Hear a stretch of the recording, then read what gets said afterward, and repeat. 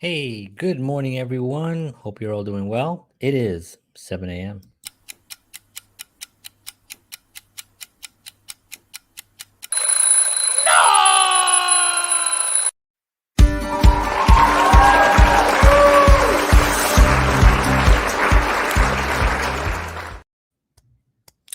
Hey, good morning, everyone. Hope everybody had a blessed evening out there and getting up and drinking your coffee and preparing for the day ahead. And it's going to be a glorious one. And yeah, today we're going to talk about something a little more on the delicate side. Because it's probably, I mean, not probably, I think it is the most serious offense a human being can do to another human being, and that is take their physical life from continuing to exist, right? Um, and we have this idea of thou shalt not kill as being part of our way of life, but that hasn't really been the case throughout centuries, right? And throughout thousands of years, actually. And so, if if we're really going to be following that, that advice, then "Thou shalt not kill" should be for everything and for everyone, and not just uh, for criminals, right? Because capital punishment is still a thing. It's still a thing all over the world. Much more harsh in other parts of the world. Like they'll just put you out in a court square and just chop your head off. That still goes on today. People, if you think it, and these are some of the most supposedly religious company companies, um, uh, countries, but it's part of the it's how they do things. It's how they. Now, does it work? No, it doesn't really work. Statistics prove that states that have the death penalty don't have necessarily lower crime than states that don't. So it's not a working method. It is done. It is. People vote on it, and and you're really voting on whether we should kill people or not. It's kind of like it's kind of weird. But what we're talking about today is do not murder. Now, murder is premeditated. Murder is something that you're planning on doing. You're going out to think of it. Um, and that is where that's where real crime is, right? I mean, that's where you say, I want this person not to exist anymore, and I'm going to do something. When your thoughts are that is a tremendous, tremendous crime against humanity and against your own um, spiritual future. I mean, your future, your life is pretty much gone when you decide to take someone else's life um, in a murder. Now, self defense, for instance, someone is coming at you with a knife and you pull out a gun and kill them, or they come at you with a gun and you pull out a gun and you kill them, or hand to hand combat, right? You punch somebody in the head, they fall down, they crack their head. Um, is it murder? you know it's self-defense, right? It's not murder. It's not um we shouldn't allow someone else to turn the other cheek. We shouldn't turn the other cheek for someone who's trying to do us harm, because if they're trying to do us harm, then they're trying to harm our family, our friends, those around us, possibly our the jobs that we have. um and you have to defend yourself, you have to protect yourself. So the idea of do not murder is different than thou shalt not kill in that sense. Now I understand the way they were written in both, and I agree with both. But this just gives a little bit more clarity in the idea that you can't defend yourself, or you can't, I mean, I don't believe in capital punishment because it doesn't work. Not because I'm because I think that it's cruel. It is cruel, right? But that's not the main reason. It's not an effective tool to deter people from committing crimes. It just isn't. So I'm just going to read this couple, just 2 pages here. It's number 8 from the precepts of the way to happiness is do not murder. Most races, from the most ancient times to the present, have prohibited murder and punished it heavily. Sometimes this has been broadened to say, thou shalt not kill, when a later translation of the same work has found it to read, thou shalt not murder. There is a considerable difference between these two words, kill and murder. A prohibition against all killing all would rule out self-defense. It would tend to make it illegal to handle a serpent coiling to strike the baby. It would put a race on a diet of vegetables. I'm sure you can see many illustrations of the difficulties raised by prohibition against all killing. Murder is another thing entirely. By definition, it means the unlawful killing of one or more human being by another, especially with malice aforethought. One can easily see that in this age of violent weaponry, murder would be all too easy. One could not exist in a society where oneself or one's family or friends were at the mercy of some who went about casually taking lives. Murder justly bears the highest priority in social prevention and retaliation. The stupid, the evil, and the insane seek to solve their real or imagined problems with murder, and they have been known to do it for no reason at all. Get behind any demonstrably effective program that handles this threat to mankind and push. Your own survival could depend upon it. The way to happiness does not include murdering or your friends, including murdering.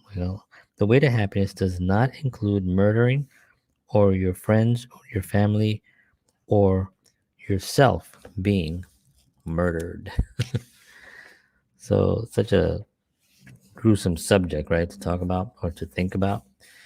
But it is a thing, and one of the things I've learned from studying my religion is that you have to confront things that sometimes are ugly, and be able to make good judgments based on that confront. Because if you're not confronting anything, then you're not really making a good judgment, right? You're just making a judgment emotionally, right? And when you're emotional about making a decision, um, you're not rational.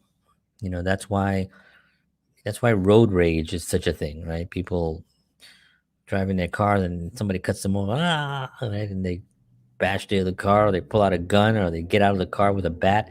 I mean, it happens all the time, and you start thinking, "So, well, what was that person thinking?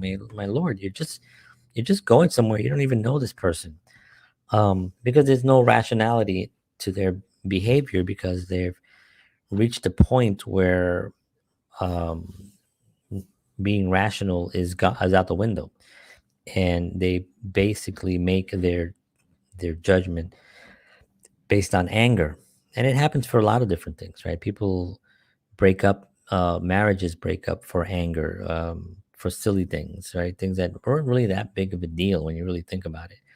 um, but they develop this thing, and then they're chronically in anger, right?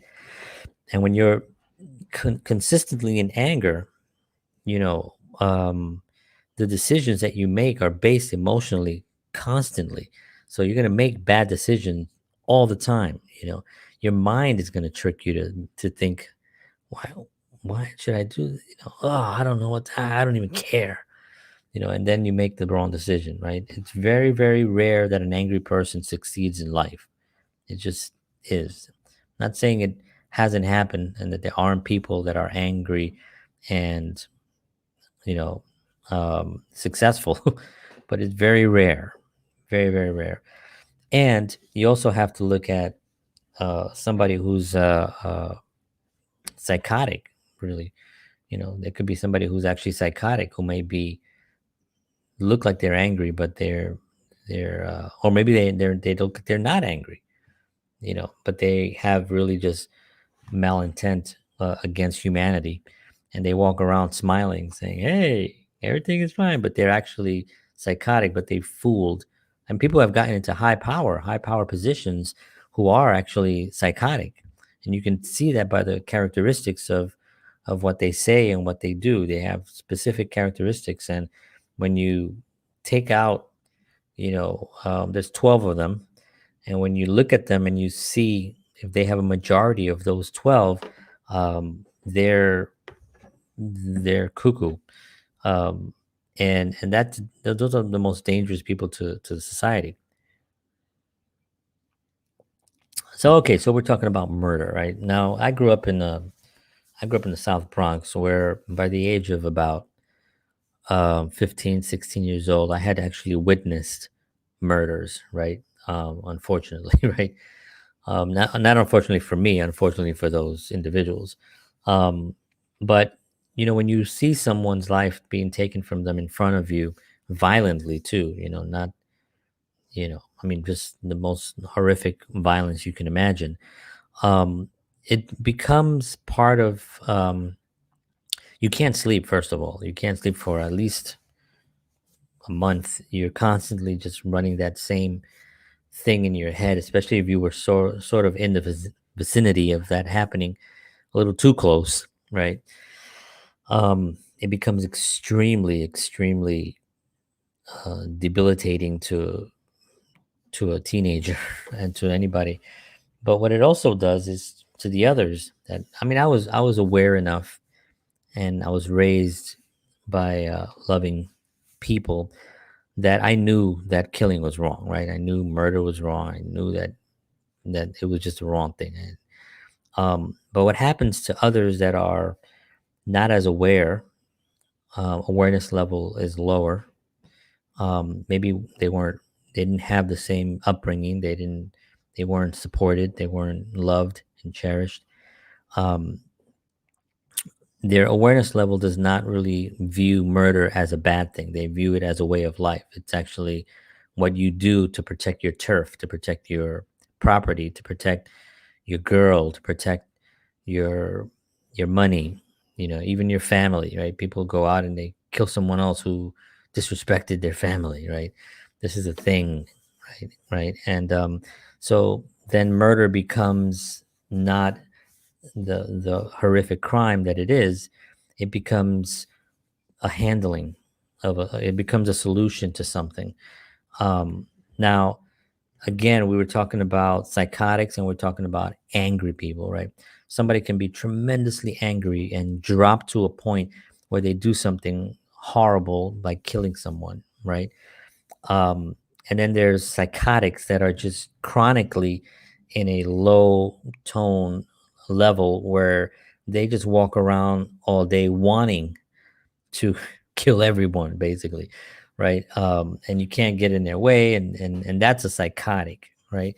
The person who just got angry and did something terrible, they have to pay for their crimes, right? They did something you're not supposed to do, but it doesn't make them psychotic. It makes them very emotional, and it makes them not rational to be out in society, knowing that if they get to that point of anger, that they can kill someone, because that's not really you can't do that. I wrote a film that's on, you can see it on YouTube.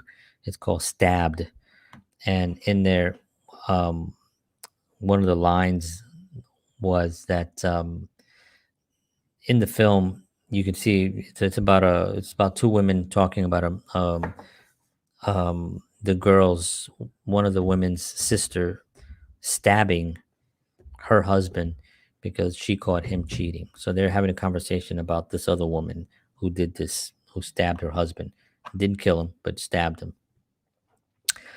And one of the girls, the sister, is telling the woman in the conversation, saying, "Well, she must have been so hurt.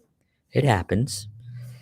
And the woman said, the woman she was talking to said, "No, it doesn't happen. It doesn't. Do you know anyone that's killed, that stabbed their husband? And then she says, I can't remember exactly. I wrote it, but it was a long time ago. But it was something like, you can't go around stabbing people when you're hurt, right? What would the 4 train look like in rush hour, or Walmart on a Saturday or something? I can't remember exactly what I wrote, but it was something of that, because we're all constantly being pushed and rubbed and being directed into a corner where we don't want to be, where we do feel anger towards people, right? But that's a rational behavior. That's rational. Oh God, this line isn't moving. This cashier is very slow. This guy in front of me is driving so slow. This person next to me smells. There's all these things that we just have this anger towards. Now, when it gets down to a point, where it's a personal thing was done to you, these are all outside things that just make you angry, right? Things that we don't like. But it can be, you know, um, a man or a woman trying to hurt your child, right? Now that's pretty heavy. Now I will definitely defend my child to my death. Um, and both my children, and my wife and my family. Right? I will defend them. Now, I will not kill someone who, if someone disrespected my wife, or I would probably try to handle it in some way, but I would not try murder as as a solution, because it's not a solution. It's not. It doesn't give me the right. Just because someone's behavior is poor doesn't give me the right to take them out. It doesn't give anybody the right to take anybody out whose behavior sucks, right? Because then the plan will be like there'll be about definitely about 2.5 to 20% less people on the planet. Maybe that's not the right number, but but so when you're looking at someone who's tremendously angry, who gets that kind of like bloodshot, what happens? When people say, "I just went blank," and that is what happens. They do. They go completely dark and blank, um, and these are dangerous people. These are people that should not be out in society. Um, you don't know the level of harm that they can create, um, or continue to create. You know, so this type of murder, this type of taking someone's life, is definitely punishable, and it has to be punished. Anyone who creates any type of violence should be punished. The rioters that have been going on, right? I don't know why we haven't called in military to just take them all out and put them behind bars. They're committing crimes on a daily basis and destroying people's lives who are just trying to get by. The majority of the people just want to get by, man. We just want to survive. We just want to live decent lives. We want to raise our families. We want to be able to practice our religions. We want to be able to play music and go to films and share companies and make the world a better place. This is what majority of the people want to do. Unfortunately, the majority of people aren't really heard, um, for whatever reason. But why would you allow someone to just come into your community and destroy it on the basis of some other anger, something else? It's not a solution to anything, and those people should be put away.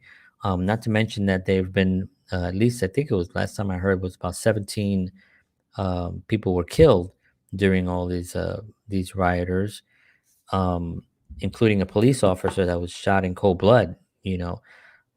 So these are heavy crimes, and I'm not saying that these people that were murdered aren't being, you know, um, defended, or somebody isn't going after the criminals, or maybe they already have. We just don't get those reports. I don't. You have to dig. I mean, I get the reports because I dig and I read a lot and I pay attention to stuff. I don't watch mainstream media, so I know that what's happening on the ground based on the people that are actually on the ground, that are doing the things, right, that are actually there. And that to me is more, you know lets me know that some of the stuff is happening, being taken, handling these individuals that are committing these crimes. So, but when it gets to a point where another person's life is taken, now we're getting to an area that, something has to be done, because we can't allow people to get angry and just decide they want to get rid of somebody for whatever they did. It's happened to so many. I mean, look at the story of Jesus Christ, right? I mean, he was going around preaching, and people were following him and loving him and believing that there's a better way of life. But they could not stand the idea that he's saying that he is the Messiah, that he is the Son of God. They could not fathom this, even though he's doing incredible, amazing things in the world, right? And it's been documented in more than one religion, right? So the dude was a real dude. Um, to me, it's incredible that they, that he was crucified. I mean, for being too influential in the world. You know, and then you start looking at history, and you start looking at people who were murdered because they were trying to unite people. And you start thinking, very interesting. I could name quite a few of them. And those who are trying to unite us are the ones that are hit the hardest, and they're made to seem evil. I mean, people were cheering, when Jesus was murdered. They were happy about this. If you you can imagine being those poor souls that are completely lost, being happy for such a thing. And and anyone that's trying to do good and statistically has done good and is, Martin Luther King, a great man who's trying to unite the country, gets taken down. I look at Robert Kennedy. I look at John F. Kennedy. I look at, I mean, we can go on. There's some modern day ones too that have been taken out that mysteriously, that makes you wonder, like, wow, they were doing this work, this amazing thing that they were just ready to launch, this amazing thing, and suddenly here they are, um, being taken from us. So killing, murdering is wrong. Um, Self defense is a different thing, and that's where you have to draw the line. Are you being harmed? Are you afraid for your life or your family's lives or your friends? Then something has to be done. If somebody breaks into your house, we have guns and pipes and sticks and knives, whatever we have to do to defend our family. If somebody is invading your space, is it murder? No, it's self-defense. Um, and that's where I stand. So, um, not the most in um, joyous day today, with this conversation. I think we had to have it because it is part of the precepts here. It's number 8, um, and but we got through it.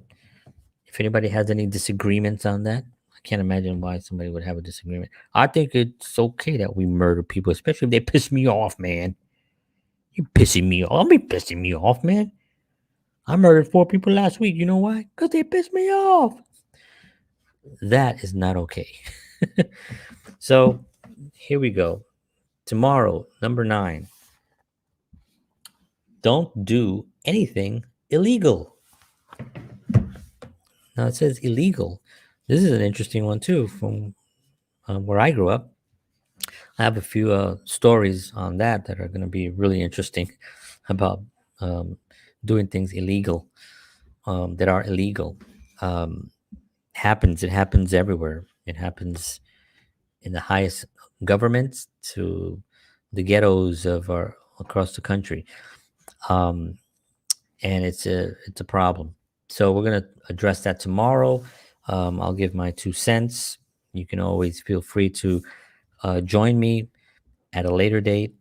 Um, and you can always email me at johnhenrysoto at protonmail.com. I'm always available for questions and for comments and suggestions on the show, any topics that you think I should cover. I'll be more than happy to do that. As of right now, we're doing the 21 precepts. We're up to number 8. I'm sorry, up to number 9 for tomorrow. And after I get done with the 21 precepts. But within these precepts, there's so much that you can enter into the mix. If anybody's interested in these precepts and you want them for yourself, I can send you little booklets free of charge. All you have to do is just email me at johnhenrysoto at protonmail.com. Thank you so much, and I will see you all tomorrow morning. God bless you. Take care of yourselves. Be good to one another, and do what you love and make today great. And as always,